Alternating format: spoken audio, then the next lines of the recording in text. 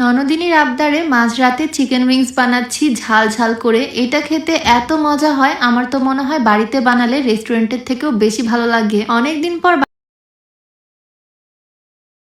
আদা রসুন বাটা আর জিরা বাটা অ্যাড করলাম এখানে। তারপর এখানে দিচ্ছি ভিনেগার, চাইলে এখানে লেবুর রস দেওয়া যাবে, লেবুর রস নাই সেজন্য ভিনেগারটা অ্যাড করলাম। সবকিছু দেওয়া শেষ, এখন ভালোভাবে মাখিয়ে নিতে হবে। গোলমরিচের গুঁড়া বাসায় ছিল না সেজন্য অ্যাড করিনি। তোমরা চাইলে সয়া সসটাও স্কিপ করতে পারো। মেন কথা বাড়িতে ঘরে কাছে যা যা আছে সেগুলো দিয়ে চিকেন উইংস বানানো যাবে একদম সহজে। আর এটা খেতে এত মজা হয়, তোমরা ট্রাই করলে অবশ্যই আমাকে থ্যাংক ইউ জানাতে ভুলো না। যাই হোক, এদিকে একটা প্লেটের মধ্যে আমি অল্প আটা আর অল্প কর্নফ্লাওয়ার নিয়ে নিলাম। তার মধ্যে দিয়ে দিলাম সামান্য একটু লবণ আর একটু মরিচের গুঁড়া এখানে অ্যাড করব। তারপরে ভালোভাবে মিক্স করে নিব।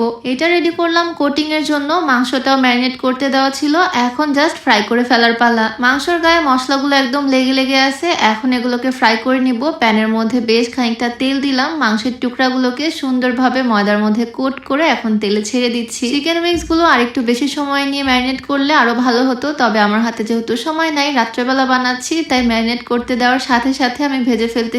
এই যে আমি চিকেন ভাজতেছি না, এইভাবে কিন্তু মজা করে খাওয়া যাবে, মানে একদম চিকেন ফ্রাই কিন্তু রেডি। তোমরা চাইলে এইভাবেই সস দিয়ে খেতে পারো, এভাবেও দারুণ লাগবে খেতে, ক্রিস্পি হবে ওপরের পার্টটা। এই রাতের বেলা আমার ননদি আমাকে ভিডিও করে দিচ্ছে, এইটা নামানোর সাথে সাথে 2 পিস ওই খেয়ে ফেলছে এখান থেকে। এভাবে খেতেও কিন্তু খুব মজা লাগে, তবে এটা আরো বেশি টেস্টি করব। এখন একটু কাঁচামরিচ কুচি করে নিলাম, রসুন কুচি করে নিলাম, এখন শুধু টেস্ট বাড়ানোর ম্যাজিক করব। আর ভিডিওর মাঝে তোমাদেরকে একটু বলতে চাই, তোমরা যারা ওজন কমাতে চাচ্ছ, চিকন হতে চাচ্ছ, এই স্লিমিটিটা ট্রাই করতে পারো। এটা সম্পূর্ণ প্রাকৃতিক উপাদান দিয়ে তৈরি। এইটা তোমরা বিউটি বাই লিম পেজ থেকে পেয়ে যাবা। পেজটা আমার ডেসক্রিপশনে মেনশন করে দেওয়া থাকবে, নাম্বারটাও স্ক্রিনে দিয়ে দেওয়া থাকবে। যাই হোক, এদিকে একটা প্যান আমি বসিয়ে দিলাম চুলায়, আর এই প্যানের মধ্যে অল্প একটু তেল দিয়ে তার মধ্যে কুচি করে রাখা রসুন দিয়ে দিলাম। একটু বেশি করে এটার মধ্যে দিয়ে দিলাম চিলি ফ্লেক্স। এই উইংসটা না অনেক ঝাল ঝাল হয়, খুবই স্পাইসি হয়, খেতে দারুণ লাগে। এর মধ্যে আমি আরো একটু গুঁড়া মরিচ অ্যাড করলাম, তারপরে দিয়ে দিলাম বেশ খানিকটা টমেটো সস, অনেকটা বারবিকিউ সস। তোমাদের কাছে বারবিকিউ সস না থাকলে শুধু টমেটো সস দিয়েও রান্না করা যাবে। আমি অল্প একটু সয়া সস এখানে অ্যাড করলাম। সসে যেহেতু এনাফ লবণ থাকে, তাই এখানে আর কোনো লবণ দিইনি এক্সট্রা করে। এইখানে আমি অ্যাড করতেছি হানি, মানে মধু। তোমরা চাইলে এখানে চিনি ইউজ করতে পারো, তবে রেস্টুরেন্টে হানি ইউজ করে, হানি উইংস, যেটা অনেক মজা লাগে। তবে চিনি দিলেও কিন্তু টেস্ট খারাপ আসে না। অল্প একটু তিলও আমি এটার মধ্যে অ্যাড করছি, আর তার মধ্যে এই ভেজে রাখা চিকেন উইংস গুলো দিয়ে ভালোভাবে নাড়াচাড়া করে নিচ্ছি। ভয়েস ওভার দিতে গিয়ে আমার মুখে পানি চলে আসতেছে, বারবার আমি ঢোক গিলতেছি, এমন একটা অবস্থা।